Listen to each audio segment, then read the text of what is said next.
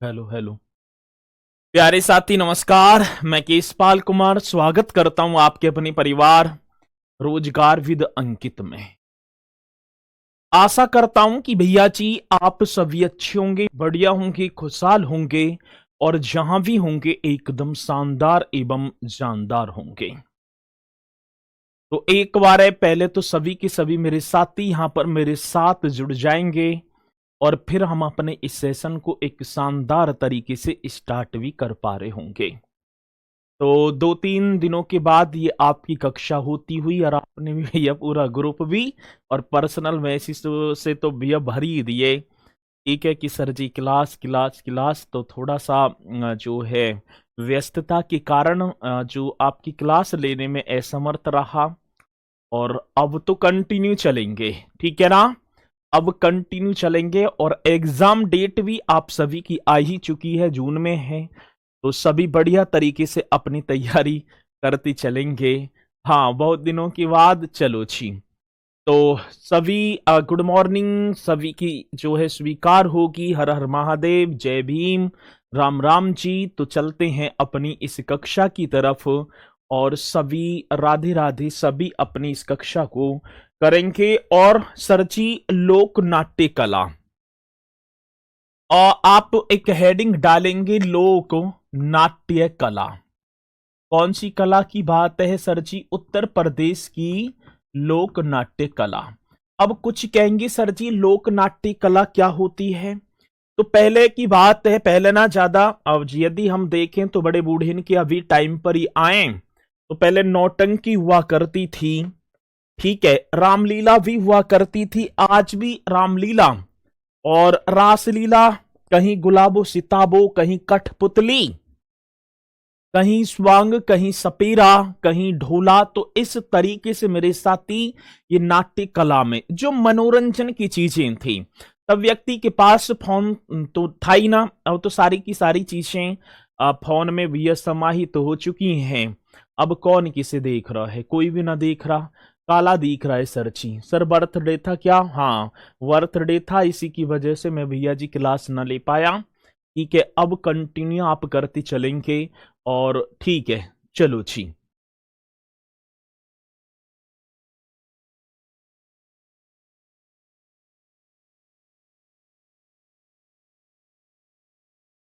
चलो जी, चलते हैं। तो भैया जी पहली बात तो ये होगी, उत्तर प्रदेश अपने मौलिक नाट्य कला के लिए प्रसिद्ध है।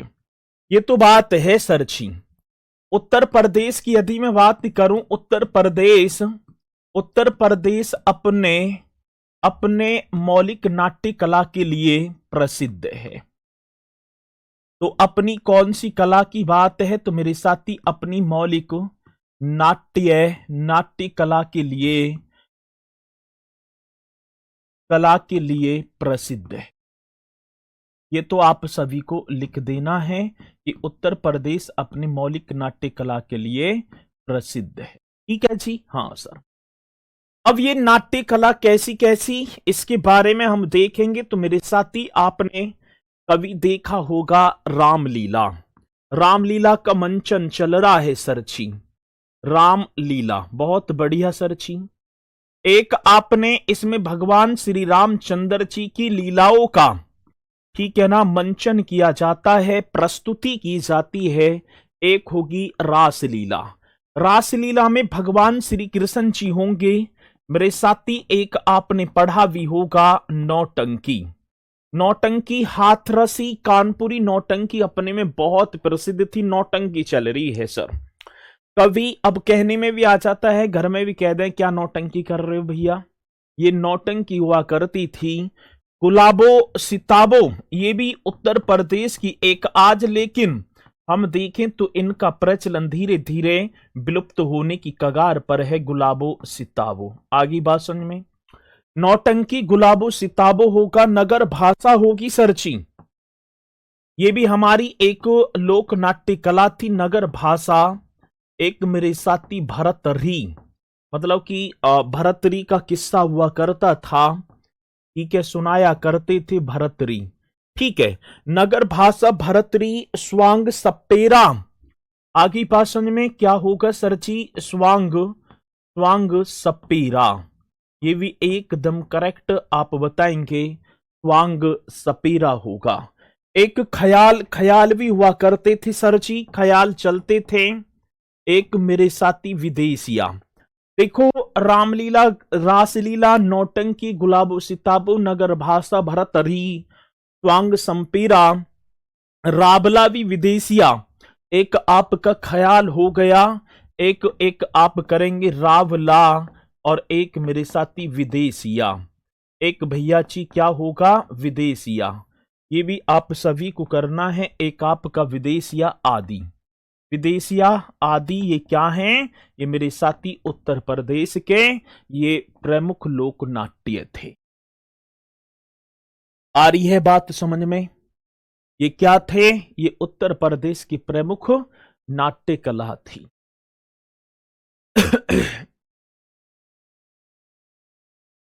हाँ, अब ये पॉइंट आप सभी को पता होगा, और आपने देखा होगा अभी एक, अब एक और थी कठपुतली, ठीक है ना? एक क्या थी मेरे साथी? कठपुतली। और प्रदेश में लोक नाट्य जो कठपुतली, ठीक है ना, ग्लव्स व रॉड कठपुतली का अधिक प्रचलन था। अभी प्रेमानंद महाराज जी के पास एक गए थे ना, दोनों हाथों में, ठीक है ना, दोनों हाथों में वो ले रखे थे, वो बोलते हैं आपस में महाराज जी इधर से, ठीक है ना, तो इसी तरीके से उसे हम बोलते थे कठपुतली। ग्लव्स और रोड कठपुतली का सबसे ज्यादा प्रचलन था, ठीक है। हाँ बिल्कुल लिखना होगा, ये उत्तर प्रदेश की लोक नाट्य कला होंगी सर। और प्रदेश में लोक नाट्य कठपुतली का सबसे ज्यादा, और कठपुतली ग्लव्स और रोड कठपुतली का सबसे अधिक प्रचलन था सर। ये पॉइंट भी आप सभी को कर देना है। क्या करना है भैया जी? ये पॉइंट बड़ा बेहतरीन, बड़ा जानदार ये पॉइंट होगा, ठीक है। और क्या होगा सर आप बताएंगे? ये होगा सर जी प्रदेश में लोक नाट्य, प्रदेश में कौन सा? तो प्रदेश में लोक नाट्य, और उस नाट्य का नाम आप बताएंगे, लोक नाट्य नाम था सर जी कठपुतली, ठीक है। कौन सा? लोक नाट्य कठपुतली, जी सर।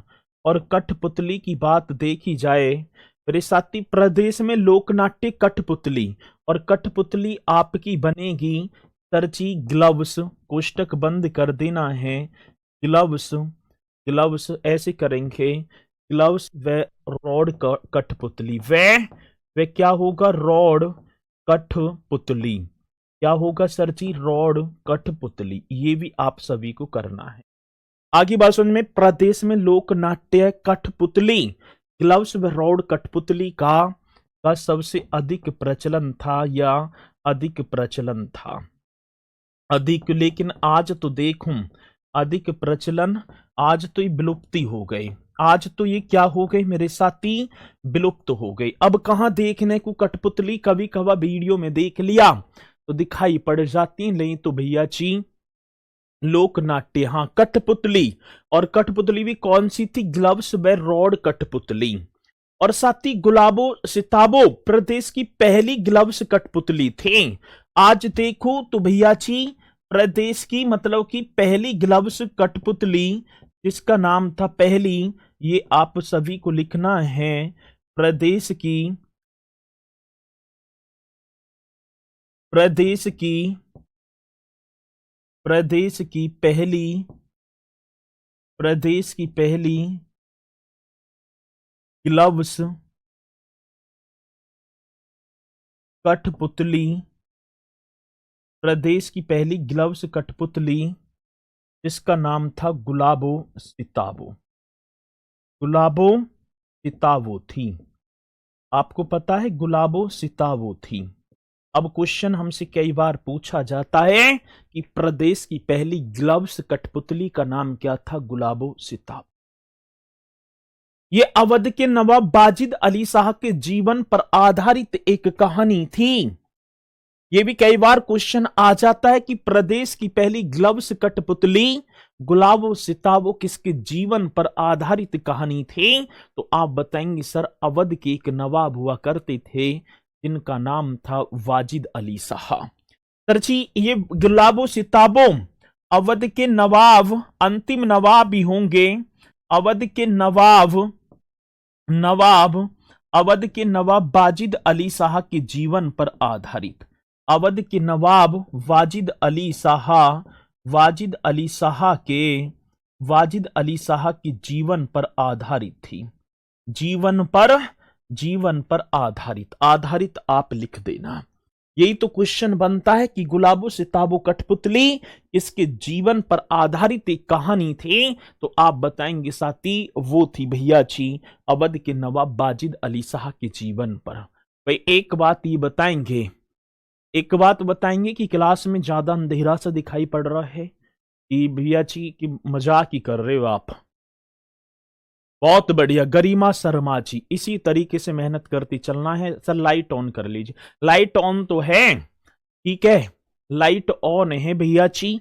बाकी है हाँ, इस कैमरा की पिक्सल थोड़ी सी ऐसी है ही, बाकी जो है सारी चीजें आपको दिखाई पड़ रही होंगी।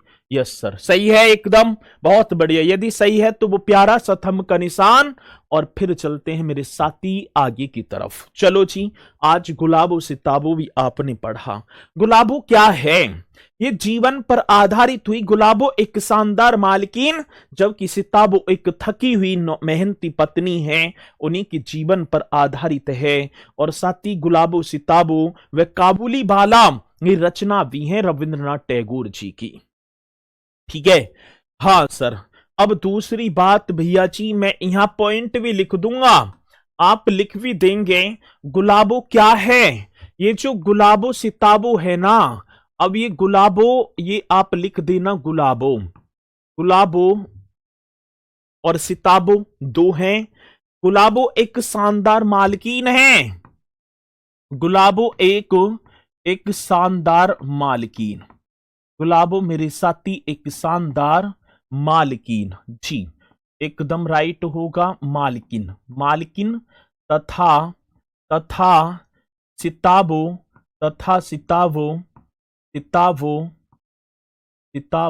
सिताबो एक थकी हुई मेहनती पत्नी है, ठीक है। एक थकी हुई, यही बताना है, थकी हुई मेहनती पत्नी, ठीक है। मेहनती पत्नी है। और ये जो कहानी गुलाबो सिताबो की स्टार्ट हो जाती है और ये कहानी बन जाती है अवध के अंतिम नवाब वाजिद अली शाह के जीवन पर। गुलाबो सिताबो एक फिल्म भी आई थी जिसमें अमिताभ बच्चन और आयुष्मान खुराना मुख्य भूमिकाओं में है। फिल्म किराएदार और मकान मालिक के रिश्ते पर आधारित है।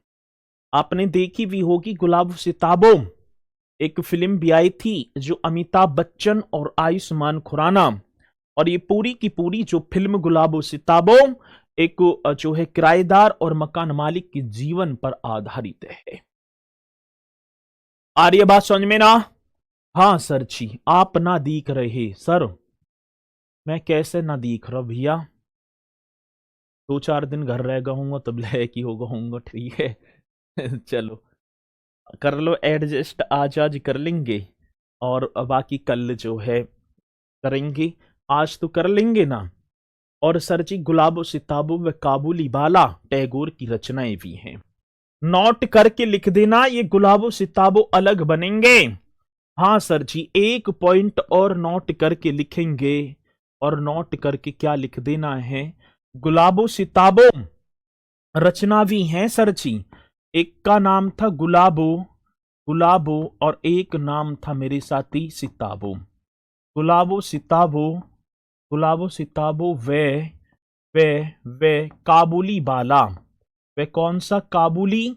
मतलब कि गुलाबो सिताबो वे कौन सा काबुली बाला, इस तरीके से कर देना। गुलाबो सिताबो वे काबुली बाला, ठीक है ना, रविंद्रनाथ टैगोर की रचना भी है। रविंद्रनाथ, हाँ सर जी, कौन सी? रविंद्रनाथ टैगोर की, टैगोर की रचना भी, रविन्द्रनाथ टैगोर की रचना भी है, रचना भी है। चलो जी, ये पॉइंट सभी को लिखना है। इसी के साथ मेरे साथी ये आप सभी को करना है। अब एक चीज मैंने और लिखवाई थी, रामलीला। ये आपको दिखाई पड़ रहा है रामलीला? हाँ सर जी। अब रामलीला पहले हमने गुलाबो सिताबो किया और अब कर लेते हैं रामलीला। हाँ जी गुरुजी, घर जाके ब्लैक हो गए हो, और ऐसे ही है। अब दूसरी बात क्या होगी सर जी, ये अब एक और चीज आप देखेंगे, अब एक और करेंगे आप रामलीला। कौन सी लीला की बात मेरे साथी? तो आप यहां पर लिख देना रामलीला। अब ये तो सभी को पता है भैया जी कि रामलीला सभी के ग्रामीण क्षेत्रों में तो चलती है रामलीला, ठीक है, सभी जगह। और ये भगवान जीवन के या भगवान राम के जीवन पर आधारित है, और इसका जो प्रदर्शन दशहरे के अवसर पर 10 से 12 दिन तक किया जाता है।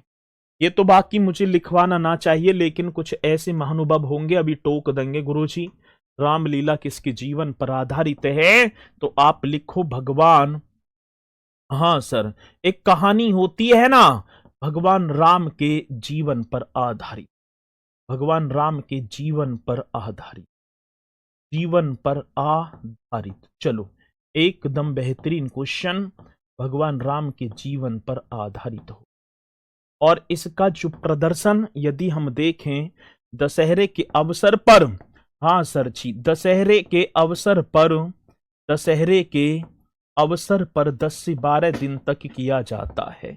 10 से अवसर पर 10 से 12 डेज तक, 12 दिन तक, 10 से 12 दिन तक किया जाता है।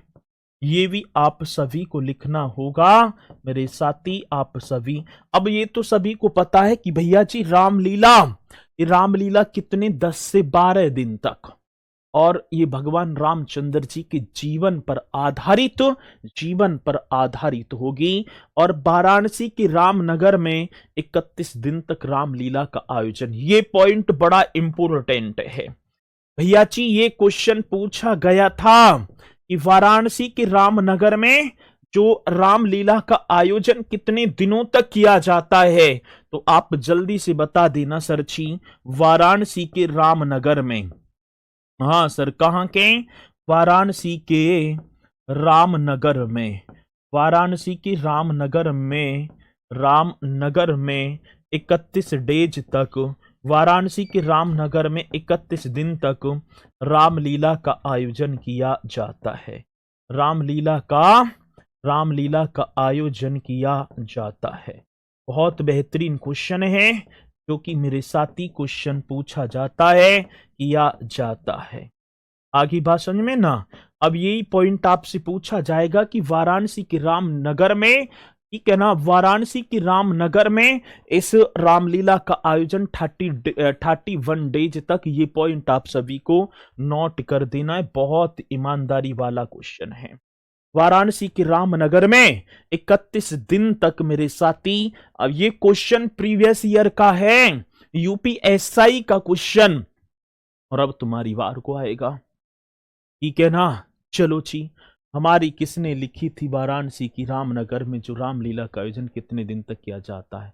तो आप जे ना, तो मुझे तुम्हारी स्टार्टिंग की लाइन समझ में आई, हमारी किसने लिखी थी, और ना बाद की आई, और लिखने में भी तुमने बहुत हबड़ मचाई होगी, फिर भी सही ना लिख पाए। जब मैं पूरी चीज लिख रहा हूं तो तुम्हें लिखने की क्या जरूरत पड़ी?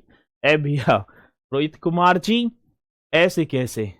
ठीक है, चलो बहुत बढ़िया। अब चलेंगे तो वाराणसी के रामनगर में 31 दिन तक रामलीला का आयोजन किया जाता है। और बाकी हम चलें इतना, चलो जी, हाँ, अब इसी के साथ आगे पढ़ेंगे। सर जी, रामलीला की जो प्रस्तुति अवधी या क्षेत्रीय भाषा में की जाती है। अब लैंग्वेज, अब सर जी हमें लैंग्वेज और बता दो। अब हमें भैया जी भाषा, अब कैसी भाषा कैसी लैंग्वेज, लैंग्वेज की बात यहां पर आई तो मेरे भैया जी आप एकदम करेक्ट करेंगे लैंग्वेज। अब लैंग्वेज ये आप कर देना अपना, ठीक है ना, अवधी भाषा।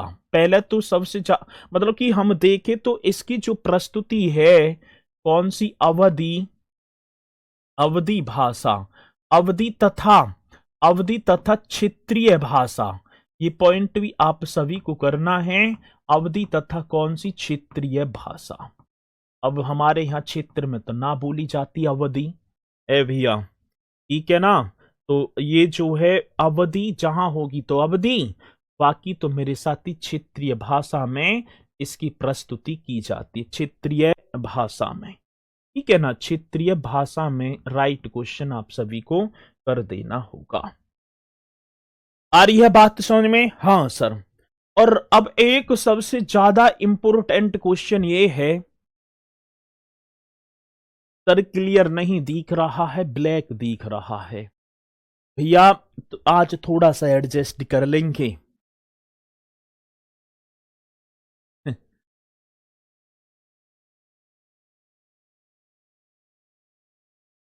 हाँ, गांव की भाषा जो क्षेत्रीय होती है 31 दिन तक होती है, बिल्कुल। अब दूसरी बात, अब दूसरी बात क्या है, रामलीला को यूनेस्को की, जो यूनेस्को की मानवता की अमूर्त सांस्कृतिक विरासत में कब शामिल किया गया था, ये पॉइंट बता दो आप मुझे, ये जल्दी से आप मुझे बता दो ये पॉइंट भी। रामलीला को, हाँ सर, किसको, रामलीला को, रामलीला को यूनेस्को की, यूनेस्को की मानवता की अमूर्त, मानवता की, यूनेस्को की मानवता की अमूर्त सांस्कृतिक, सांस्कृतिक विरासत सूची में, सांस्कृतिक विरासत सूची में 2008 में, 2008 में शामिल किया गया, शामिल किया गया। भैया जी ये बहुत इंपोर्टेंट क्वेश्चन है। रामलीला जो होती है इसे यूनेस्को की 2019 ना होगा, 2008 होगा, ठीक है। कब, तो भैया जी 2008 में इसे, मतलब कि यूनेस्को की मानवता की अमूर्त सांस्कृतिक विरासत सूची में शामिल किया गया। और रामलीला का प्रदर्शन इंडोनेशिया, कंबोडिया, थाईलैंड, म्यांमार आदि देशों में होता है, ठीक है। यदि क्वेश्चन पूछा जाएगा तो आप बताएंगे रामलीला का प्रदर्शन। और यदि हम देखें सर जी, आज देखो रामलीला का प्रदर्शन, एकदम राइट तरीके से कर देना मेरे भैया, रामलीला का प्रदर्शन, ये बहुत ही शानदार क्वेश्चन है, रामलीला का प्रदर्शन। अब ये कहां कहां किया गया रामलीला का प्रदर्शन भैया जी, मतलब इंडोनेशिया में भी किया जाता है, देशों में यदि हम देखें तो इंडोनेशिया, रामलीला का प्रदर्शन इंडोनेशिया, एक बात, कंबोडिया, दूसरी बात कंबोडिया, इंडोनेशिया, कंबोडिया, तीसरी बात आपकी होगी सर जी थाईलैंड, तीसरी बात मेरे साथी थाईलैंड हो गया, म्यांमार, और क्या होगा, और मेरे भैया म्यांमार आदि देशों में, म्यांमार आदि आदि देशों में किया जाता, आदि देशों में किया जाता, एकदम करेक्ट तरीके से लिख देना है, आदि देशों में किया जाता है। भैया जी किसकी बात, रामलीला का प्रदर्शन इंडोनेशिया, कंबोडिया, थाईलैंड और म्यांमार आदि देशों में किया जाता है। और सरची दो तरीके की हो जाती, मुखोटा रामलीला और छाया रामलीला। ठीक है, चलो तो इसे आप बताएंगे तो ये आप जो है इन पॉइंटों को भी नोट कर लेंगे। और यहां पर एक एक पॉइंट देखो, एक बात बताऊं, ये क्वेश्चन प्रीवियस ईयर का है सर जी, 2008 वाला। ये क्वेश्चन मेरे साथी प्रीवियस ईयर का है, दोनों की दोनों क्वेश्चन ये हमसे पूछे जा चुके हैं, इसलिए इन पर आप बढ़िया तरीके से फोकस करें। ठीक है, चलो यहां तक पॉइंट क्लियर है, तो एक बार थंब का निशान, फिर आगे चलेंगे।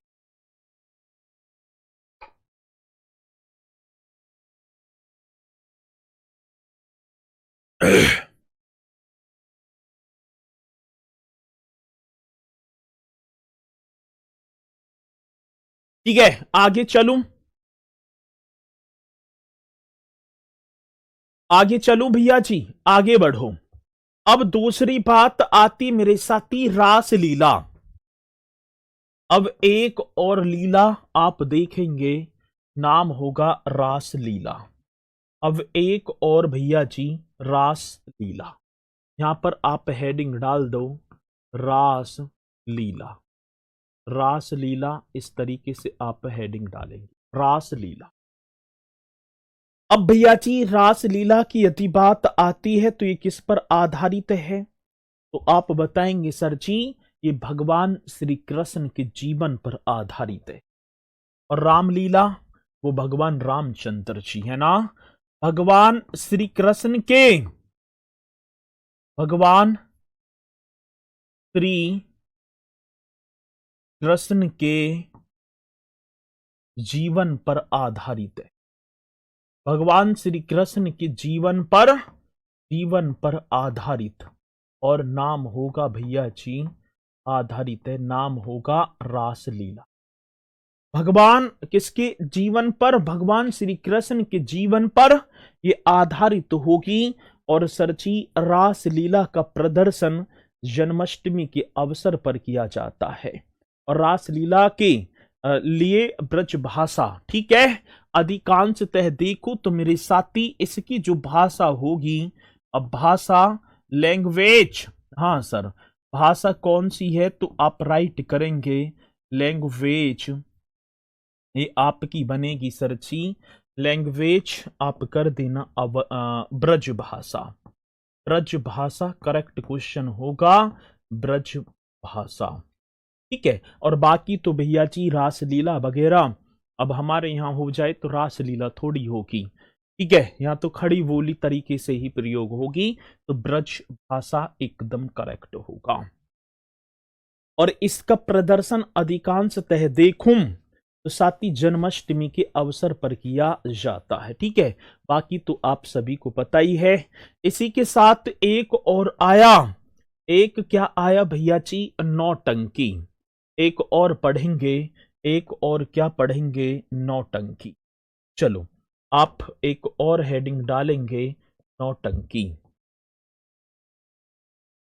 नौटंकी है, अब नौटंकी तो भैया हर घर में हो है, नौटंकी नाम ही रख दिया नौटंकी। उत्तर प्रदेश का एक लोकप्रिय नाट्य है। नौटंकी की विषय वस्तु ऐतिहासिक, सामाजिक व लोक कथाएं हैं। नौटंकी आप देखेंगे इसकी जो विषय वस्तु बनेगी सरजी नौटंकी की, हाँ भैया नौटंकी की विषय वस्तु, ये आप सभी को करना है, नौटंकी की विषय वस्तु। अब विषय वस्तु देखें तो ऐतिहासिक होगी ये, हाँ सर जी ठीक है ना, ऐतिहासिक एक आप लिख पा रहे हैं, नौटंकी कैसी होगी मेरे साथी, ऐतिहासिक, बहुत बढ़िया। सामाजिक भैया जी एक और आप लिखेंगे ऐतिहासिक, दूसरी क्या है सामाजिक, वे लोक कथाएं हैं, वे क्या होगा, वे आप कर देना लोक कथाएं हैं, लोक कथाएं हैं। जल्दी से आप बताएंगे नौटंकी की जो विषय वस्तु है वो ऐतिहासिक, सामाजिक व लोक कथाएं, ये स्वांग की एक भाषा है। अब इसकी दो प्रमुख शैलियां, नौटंकी की दो प्रमुख शैलियां, नौटंकी की दो प्रमुख शैलियां, और दो प्रमुख शैलियां कौन कौन सी होंगी एक नाम होगा कानपुरी और एक नाम होगा हाथरसी। एक भैया जी कानपुरी, हाँ सर, एक आपका कानपुरी व एक आप लिख देना हाथरसी। एक बना सर जी कानपुरी और एक बन गया हाथरसी। नौटंकी की दो प्रमुख शैलियां, एक नाम होगा कानपुरी और एक नाम होगा सर जी हाथरसी। ठीक है, ये पॉइंट भी आप सभी का करेक्ट होगा। और भैया जी आप ग्रुप में हैं, ठीक है। आप यहाँ जहां पर क्लास देख रहे हैं उसी की साइड में ऐसे करेंगे ना, जैसे फोन से ऐसे कर दें, वैसे मुंह पे फोन भी ना है, टूटा फूटा सही है, ऐसे कर देंगे तो वहीं टेलीग्राम का ऑप्शन आएगा, तो वहां आप ऐड हो जाएंगे। अमन Yadav ji happy rose day sir जी, ठीक है, थैंक यू। ठीक है, चलो तो इसी के साथ आगे बढ़ेंगे। ये आपका नौटंकी, इसकी दो प्रमुख शैलियां कानपुरी व हाथरसी होंगी। एक आता है साथी स्वांग, ठीक है, स्वांग भी होता है, रोहतक और हाथरसी उसकी भी दो शैलियां होंगी। पहले आप करेंगे ख्याल, पहले आप लिखेंगे सर जी ख्याल, पहले आप कर देना मेरे भैया ख्याल, है ना, पहले आप करो ख्याल, पहले आप लिखेंगे ख्याल, है ना, पहले आप करेंगे ख्याल। अब ख्याल की बात आती है तो यह एक लोक नृत्य और नाट्य कला दोनों की दोनों है। ठीक है, ख्याल की बात आई तो ये क्या क्या होगा सर जी, लोक नृत्य और नाट्य कला है। यह एक लोक नाट्य भी है और एक नृत्य कला भी है। मतलब कि यह एक लोक नाट्य है और मतलब नाट्य कला, लोक नाट्य वे नृत्य कला है। वे क्या, तो आप एकदम करेक्ट करेंगे, नृत्य कला है। इसे आप एकदम शानदार छाप।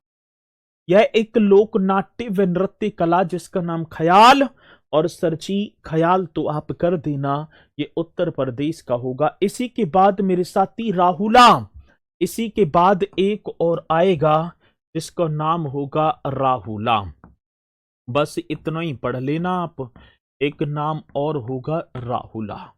ये बुंदेलखंड का एक लोक नाट्य है जो शिक्षाप्रद कहानियों पर आधारित है। ठीक है, अब एक और, हाँ सर जी, एक और बात राहुला, यदि राहुला की बात आई ना तो सर जी बुंदेलखंड का एक लोक नाट्य है। यह कहां का, यह है बुंदेलखंड का, यह बुंदेलखंड का लोक नाट्य है। यह बुंदेलखंड का लोक नाट्य है। इस तरीके से आप सभी को करना है, बुंदेलखंड का लोक नाट्य है, बुंदेलखंड का लोक नाट्य है, बुंदेलखंड का लोक नाट्य, इस तरीके से छाप देना है मेरे साथी। बुंदेलखंड का लोक नाट्य है और इसका विषय शिक्षाप्रद कहानियां।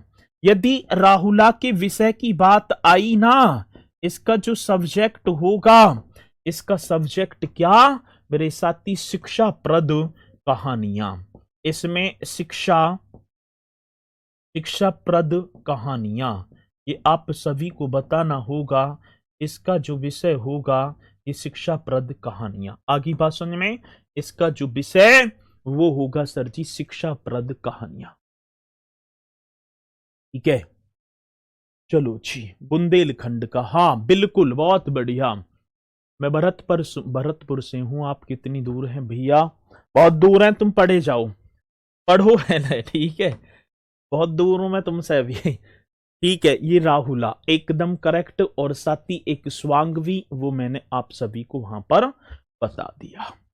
तो ये उत्तर प्रदेश के भैया जी क्या होंगे, ये उत्तर प्रदेश के लोक नाट्य होंगे।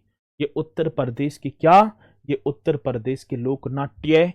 इसी के साथ एक और हेडिंग डाल देंगे, उत्तर प्रदेश के प्रमुख सांस्कृतिक संस्थान। आप एक हेडिंग और डालेंगे, उत्तर प्रदेश के, जी सर, उत्तर प्रदेश के प्रमुख उत्तर प्रदेश की प्रमुख सांस्कृतिक उत्तर प्रदेश के प्रमुख सांस्कृतिक संस्थान। उत्तर प्रदेश के प्रमुख सांस्कृतिक संस्थान। एक हेडिंग डाल देनी आप सभी को, उत्तर प्रदेश के प्रमुख सांस्कृतिक संस्थान। ये होगा sir ji major cultural institution of Uttar Pradesh. ये आप कर दो भैया जी, ठीक है ना। मेजर कल्चरल इंस्टीट्यूशन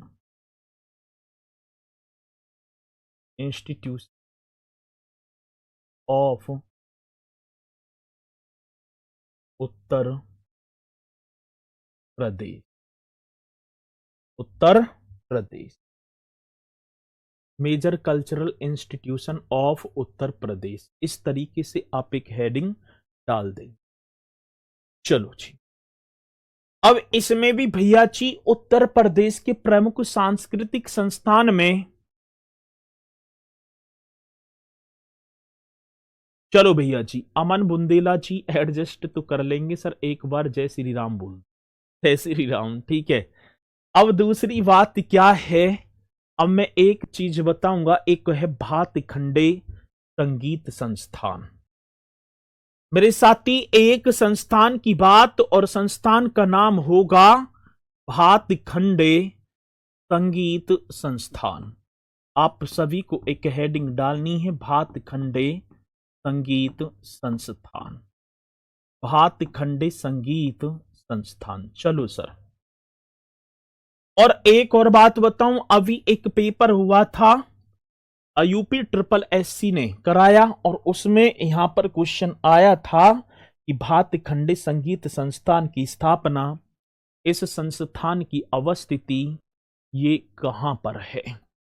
इन सारे पॉइंटों को मेरे साथी, इसकी स्थापना कब हुई, कब इस डिम्ड विश्वविद्यालय का दर्जा, पहले इसका नाम क्या था, बाद में इसका नाम क्या पड़ा, ठीक है। ये आप भातखंडे संगीत संस्थान, स्थापना की बात आती मेरे साथी, आप एक लिखेंगे पहले स्थापना। स्थापना मीन्स हो गया आपका इस्टेब्लिशमेंट, या जी इस्टेब्लिश, इस तरीके से आप सभी को करना है, इस्टेब्लिशमेंट, एकदम राइट। आज स्थापना जैसी ही शब्द आया तो 1926 में लखनऊ में इसकी स्थापना हो जाती है, Marris college of Hindustani music के नाम से। 1926 में लखनऊ में, ठीक है, 1926 में लखनऊ में इसकी स्थापना हुई। लखनऊ में मैरिज कॉलेज ऑफ, मैरिज ऐसे कर देना है, Marris college of Hindustani music, Marris college of Hindustani, हाँ सर जी, कौन सा, हिंदुस्तानी म्यूजिक, इस नाम से, हिंदुस्तानी म्यूजिक के नाम से, हिंदुस्तानी म्यूजिक के नाम से मेरे भैया। हाँ, 1926 ईस्वी में लखनऊ में marriage college of Hindustani music के नाम से भातखंडे संगीत संस्थान की स्थापना हो जाती है। और प्रयास किसका था, पंडित विष्णु नारायण भातखंडे के प्रयासों के द्वारा। प्रयास यदि हम देखें तो सर जी प्रयास किसका था, पंडित विष्णु नारायण, हाँ सर, कौन से, पंडित विष्णु नारायण, पंडित विष्णु नारायण भातखंडे के प्रयास से, भातखंडे के प्रयास से मेरे भैया जी, भातखंडे के प्रयास से। आगे बात समझ में, पंडित विष्णु नारायण भातखंडे के प्रयास फलस्वरूप भातखंडे संगीत संस्थान की, हाँ सर जी, स्थापना हो जाती है।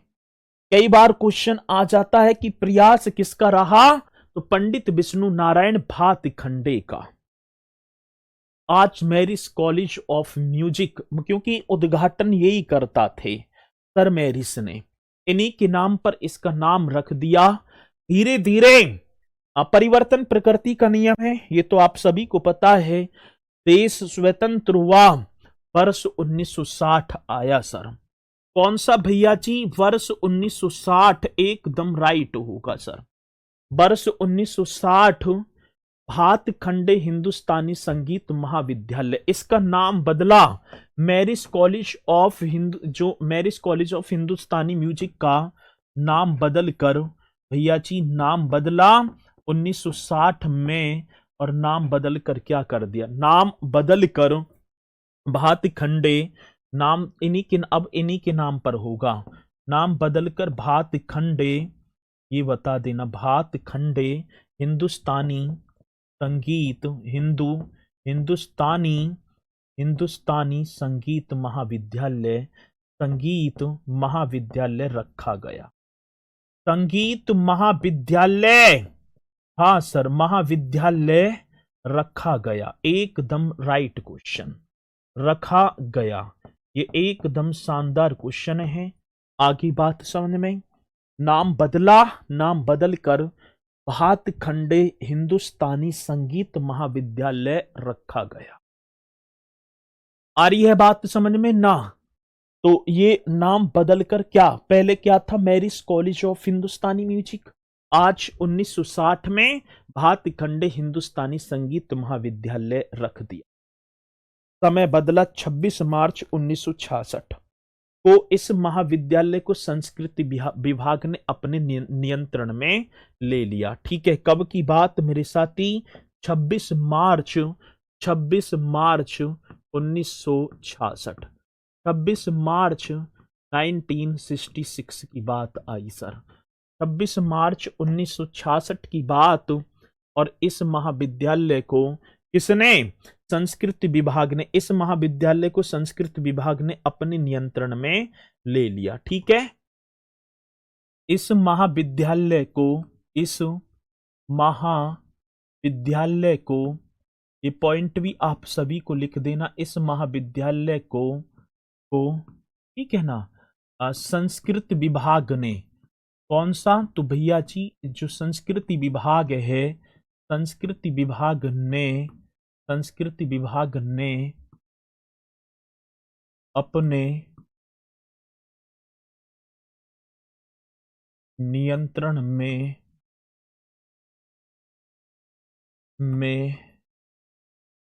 ले लिया, अपने नियंत्रण में ले लिया। ठीक है, कब की बात? तो सर जी 26 मार्च 1966, 26 मार्च 1966 को सर आप दीवान जी बैच में 66 लिखाए हैं। अरे भैया बात देख लो, वर्षन न देखो। ठीक है, ये एकदम करेक्ट होगा। उन वर्षन न तो देखो पहले। ठीक है, मतलब नाम बदला और फिर इसे 1966 में संस्कृत विभाग ने अपने नियंत्रण में ले लिया। ये पॉइंट है 1966, 26 मार्च 1966 में संस्कृत विभाग ने अपने नियंत्रण में ले लिया। आगे बात समझ में ना? पॉइंट सोनू जी एक बार जल्दी से थंब का निशान, फिर आगे बढ़ेंगे। यहां तक पॉइंट मैंने देखो, यहां नाम बदला मैंने ये भी लिखाया होगा पर एक में ही जोड़ दिया होगा, लेकिन आप यहां देखेंगे सर एकदम बेहतरीन क्वेश्चन होगा। ठीक है, चलो जी ये करेक्ट है जी, ये करेक्ट है ना? जल्दी बताओ एक बार प्यारा सा वो थंब का निशान, फिर आगे चलेंगे अपने अगले मतलब इसी में। फिर 24 अक्टूबर 2000 की बात, इस महाविद्यालय को, ये जो महाविद्यालय, इसे डीम्ड विश्वविद्यालय का दर्जा दिया जाता है। सर कब की बात? 24 अक्टूबर। हाँ भैया जी, एक वर्ष और आया।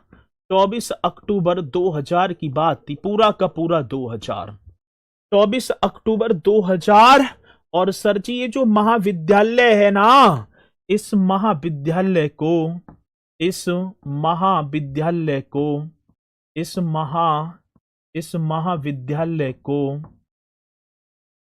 इस महाविद्यालय को डिम्ड, इस महाविद्यालय को डिम्ड विश्वविद्यालय का दर्जा प्रदान किया गया।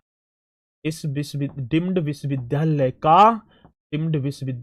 का दर्जा प्रदान किया गया।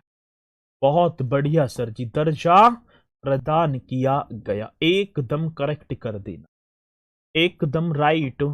हाँ सर जी, किया गया। आगे बात समझ में भैया जी, इस महाविद्यालय को डिम्ड विश्वविद्यालय का दर्जा 24 अक्टूबर 2000 की बात होगी, और सर जी इसका नाम बदला तभी और भारतीय खंडी संगीत संस्थान लखनऊ कर दिया। तथा किया गया, और भी लिख देना, किया गया तथा नाम बदला, तथा हाँ सर जी नाम बदल कर, ये भी आप लिख देना, तथा नाम बदला और नाम बदल कर भात खंडे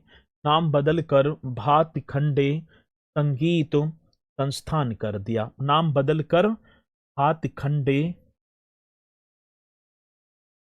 संगीत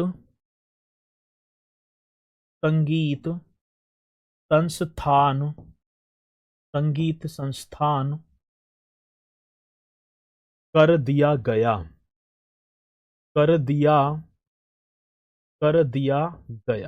चलो जी, ये भी पॉइंट आ गई बात समझ में ना? ये पॉइंट मेरे साथी आप सभी के समझ में आ गए होंगे। जल्दी से बताओ कि ये भी पॉइंट आ गया। एक एक पॉइंट को 24 अक्टूबर 2000 में डिम्ड विश्वविद्यालय और नाम बदला भात खंडे संगीत संस्थान कर दिया, और वर्तमान में इसे भात खंडे राज्य संस्कृति विश्वविद्यालय के रूप में जाना जाता है। मेरे साथी ये पॉइंट भी आप लिख देना। आज वर्तमान में, अब वर्तमान में किस नाम से, तो वर्तमान में करेंगे, वर्तमान में इसे भात खंडे, वर्तमान में इसे क्या राइट कर देना सर जी, भात, वर्तमान में इसे भात खंडे राज्य संस्कृति, वर्तमान में इसे भात खंडे राज्य संस्कृति विश्वविद्यालय के रूप में जाना जाता है। विश्वविद्यालय के रूप में जाना जाता है। चलो भैया, ये मैंने एक भी पॉइंट आपको ऐसे नहीं छोड़ा है।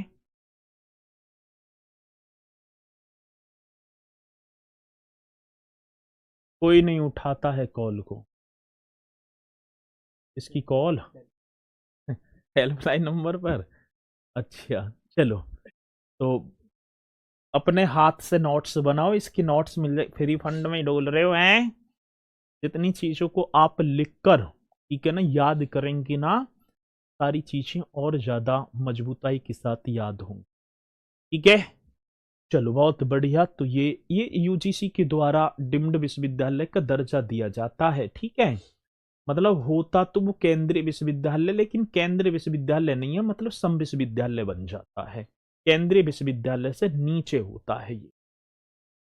तो ये पॉइंट मुझे तो ना लगता कि भैया जी आपका कोई भी पॉइंट ऐसा रहा हो, ठीक है ना, कि आप ना करके आए। मैंने तो पूरा आपको निचोड़ यहां पर दे दिया है। अब इसी के साथ एक और आता है उत्तर प्रदेश संगीत नाटक अकादमी। मेरे साथी एक और आया, और आप हेडिंग डाल देंगे दूसरा, उत्तर प्रदेश। हाँ सर, कौन सा? उत्तर प्रदेश संगीत नाटक अकादमी, उत्तर प्रदेश संगीत नाटक अकादमी, इसे भी ऐसे ही लिख दो। उत्तर प्रदेश संगीत नाटक अकादमी, पहली बात स्थापना कब? 13 नवंबर 1963 को। मेरे साथी इसकी एस्टेब्लिशमेंट हमसे पूछी तो आप लिख देना 13 नवंबर 1963। बहुत बढ़िया, बहुत बढ़िया, 13 नवंबर 1963 ईस्वी। आगे बात समझ में, 13 नवंबर 1963 ईस्वी। किसकी स्थापना? रिसाती उत्तर प्रदेश संगीत नाटक अकादमी की स्थापना। अब कई बार क्वेश्चन आता है कि उत्तर प्रदेश संगीत नाटक अकादमी का मुख्यालय, तो आप लिखो भैया जी मुख्यालय गोमती नगर, मुख्यालय गोमती नगर। और ये गोमती नगर कहां पर? तो आप बताएंगे सर जी लखनऊ में पड़ता है गोमती नगर। और गोमती नगर छाप देना आंखी आंखों में, ये आपका होगा सर जी लखनऊ। किसी मेरे भाई बहन को कोई डाउट है? नहीं सर। गोमती नगर लखनऊ में उत्तर प्रदेश संगीत नाटक अकादमी। और ये संस्कृति विभाग के अधीन एक स्वायत्तशासी निकाय होगा सर जी, ठीक है ना? हाँ सर, तो इन्हें करेंगे भैया जी। और यहीं से पहले तो इन्हीं 2-3 और रह गए, और उसके बाद कल आपकी उत्तर प्रदेश की सामाजिक व्यवस्था वाला टॉपिक चलेगा। कल से नया टॉपिक मेरे साथी, ठीक है जी। हाँ जी सर जी, मेरा कमेंट्स आपको दिख रहा है बहन जी, आप सभी दिख रहे हैं मुझे। तो इन्हें करते चलना एकदम शानदार तरीके से।